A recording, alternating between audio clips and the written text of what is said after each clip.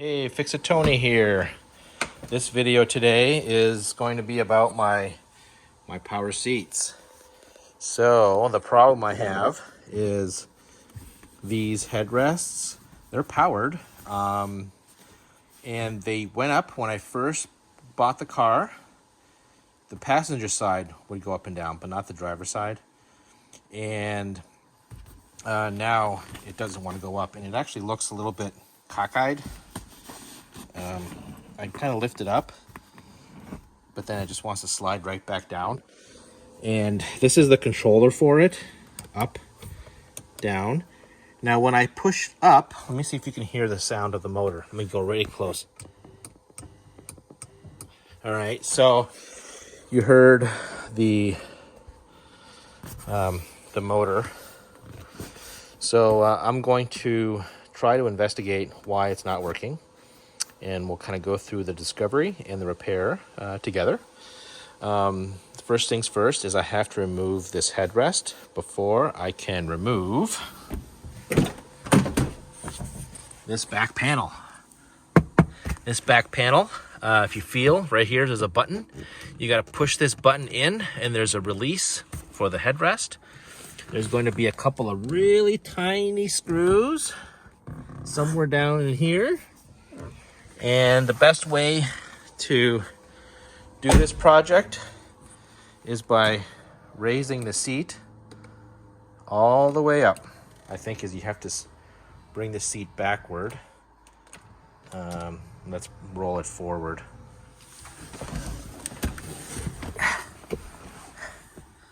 All right, so that kind of came out rather easy. The power seat does not work when the door is shut and my rear door is open. Isn't that weird?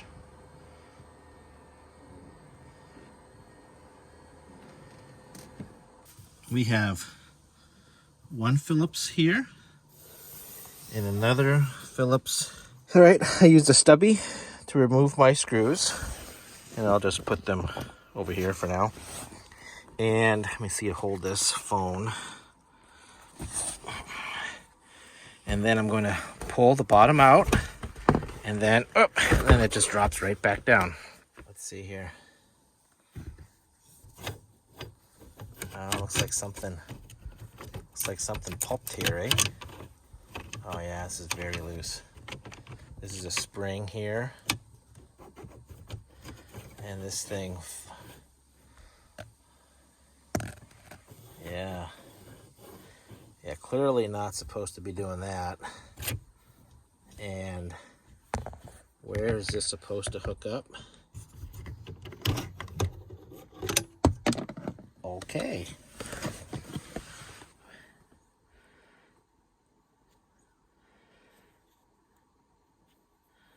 Looks like I got a gear here. Rotates. Okay. So let's see.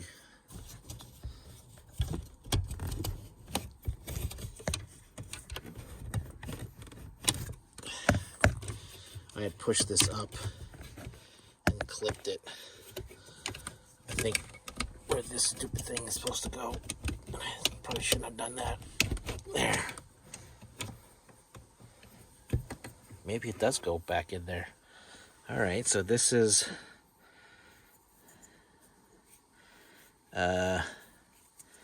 it. Oh, well, look at that. What do you think?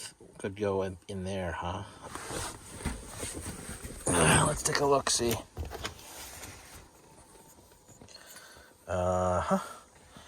So this is the front. I wonder.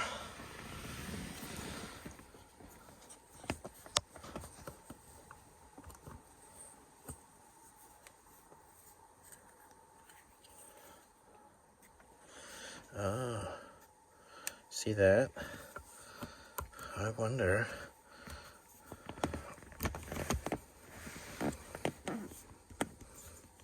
Yep.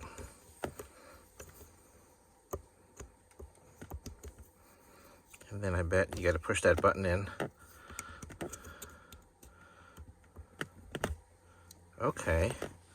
And this thing being so flimsy, but it was probably working when I had this jammed up in there.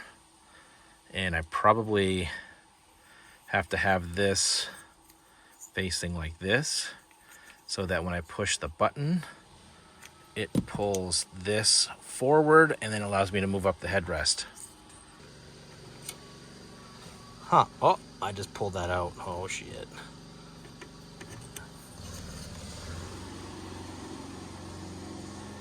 So this has got a square end, and this has got a square end. And this has a square end. Okay. What else is in behind here? Is there another piece of plastic?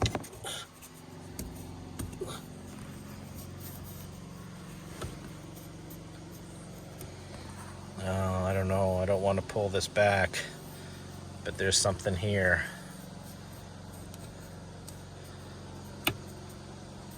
Looks like it's... Let's see if I can put my camera in behind here.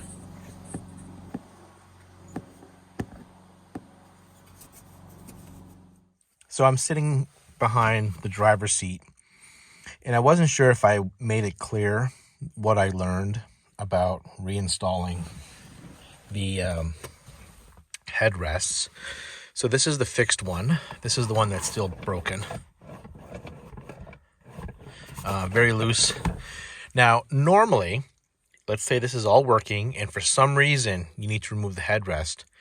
It's important, as part of the headrest removal, is to raise the headrest all the way up, recline the seat as far as possible, and then you'll push this button down here, which will be the release for that catch, and then you'll slide the headrest out. So next up, I'm going to assume the problem... Start over. I'm going to assume, and you'll find out in the video, whether or not the driver's side is the same problem as passenger side. I'm going to assume that it is, and will only bring you into the video if I do encounter something different and unique. Quick check-in. Indeed, my driver's side broke in the exact same way as my passenger side. The headrest was still connected to this, so in order to get this out while leaving the headrest in for now, is I just manually push this up until it engaged in the little key area where these things sort of catch, and then I push the button and then allowed this to drop. The other thing I noticed is the shaft was missing. Fortunately, I did find the shaft, and it was just, it had fallen in at the bottom, and it started to roll underneath the front seat. So the repair otherwise is going to be identical and straightforward. I don't foresee any major hiccups. The reason that I'm even tackling this project is because I was searching for different auto parts online, and then for some reason during the search results, replacement tracks showed up. And I was looking for these earlier because I was suspecting something was not quite right with my headrest restraints. Honestly, I never opened up the back yet. So just by sheer luck, these were available, I think, on either Pelican or FCP Euro. So for my 1994 C280 W202, the build was January 1994. This is the part number. It's called the headrest mechanism. This is a genuine Mercedes part. Okay. Now, interestingly, there's a backing to this, and that backing is busted completely here. This is fixed. So let me, yeah, this is fixed like this. Pretend this is in the seat frame. and it rotates. So there is a bottom limit and a top limit. Okay, I'm back in my car. I've got a plastic razor blade. It looks like I have to remove this felt.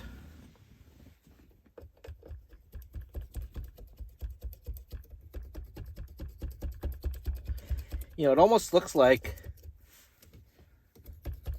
the Velcro, the felty part to Velcro.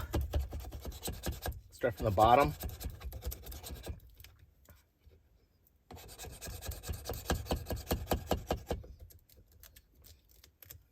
Let's see.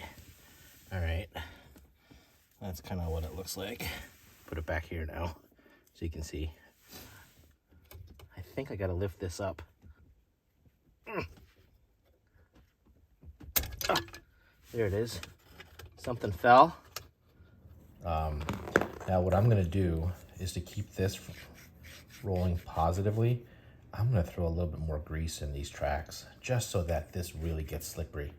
There's a little bit of grease there, but I feel like this is pretty dry and empty already, because who knows when this was made, right? Yeah. So what I'm trying to do is use a mirror to see. That goes there. Yeah, you catching this?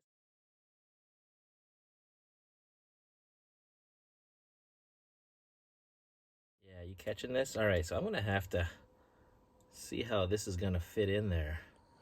So if you try to remove the headrest when this is all the way down, you're gonna be pulling this up, and maybe that's what caused this plastic to break. Is the procedure for removing the headrest was probably not followed. Okay. I'm gonna put this back in the motor, and I'm gonna bring this back here. I'm gonna try to bring this all the way down like that, or halfway. Attach the shaft.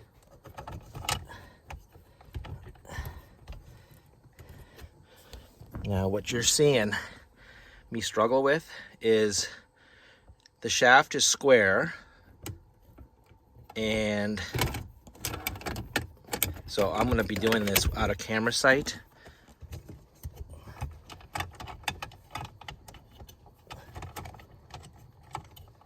There, the shaft is in. There it is. All right, now the motor is off. Boy, you can see. Can you see how this motor? Yeah, this motor is mounted, but that's why you need that flexible shaft. Here's that clip.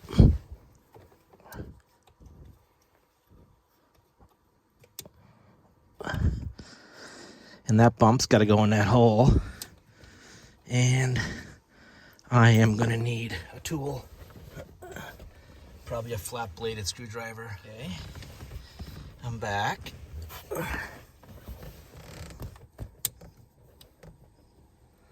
Flat-bladed screwdriver.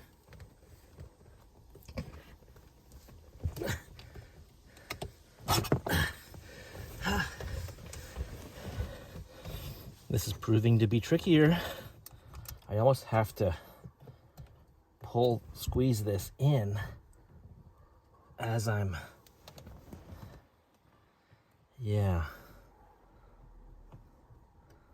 without breaking it. Here's what I'm going to try to do.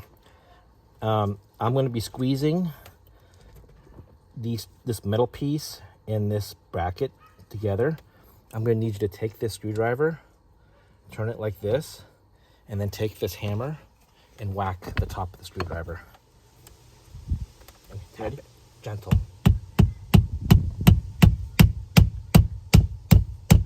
Okay. That's it. You did it. I think it's in. Almost. All right, I'm going to grease the metal track. You can see that groove that the blue thing is riding up and down.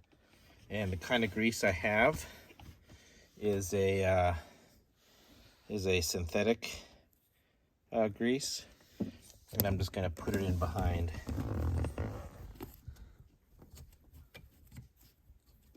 But just running grease up and down. Let me have a moment to go open the door, and you should see that hopefully that blue thing will go up.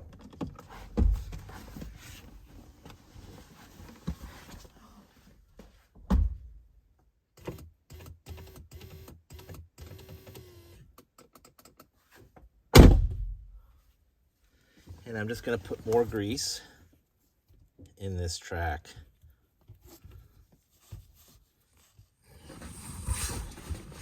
This may or may not make it in. So now I have to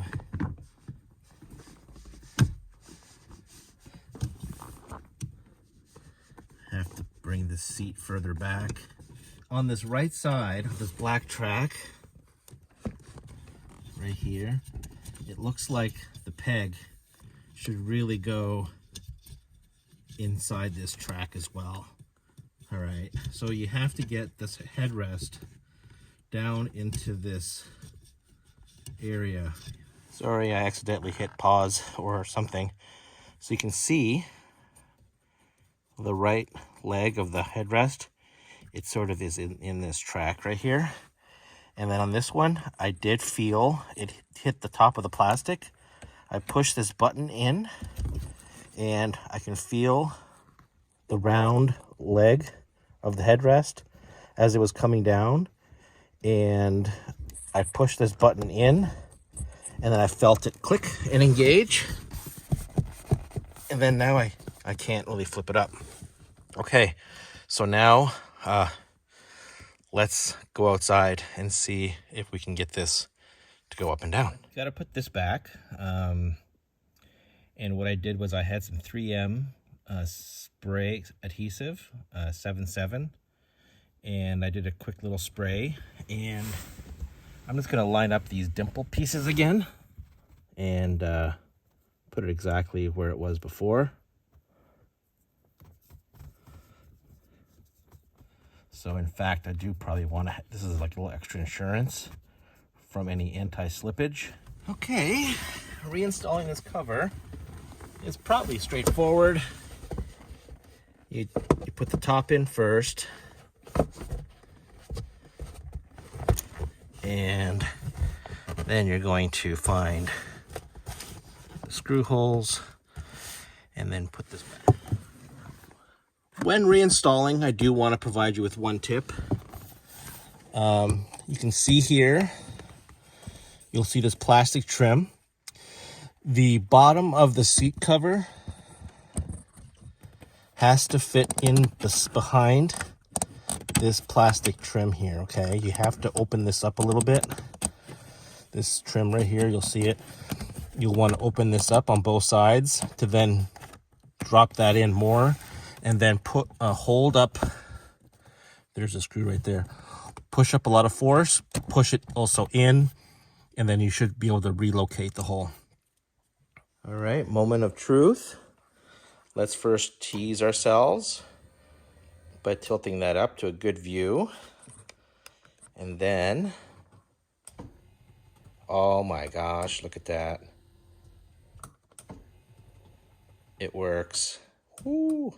And it's actually even now. Nice. Boy, I can play with this all day and drain my battery. All right, so it works, thankfully. And I'll put it like that. It kind of looks nice. Now, so thank you very much for watching this video on how to fix your power headrests on a Mercedes-Benz. I hope you will find this useful. I do want to close by saying I did pay about $40 for each of those replacement parts. Certainly, if this head restraint system breaks while I still own this car, I'll certainly either post a comment on this particular video or do a quick little short video. But nevertheless, have a great day. Bye-bye.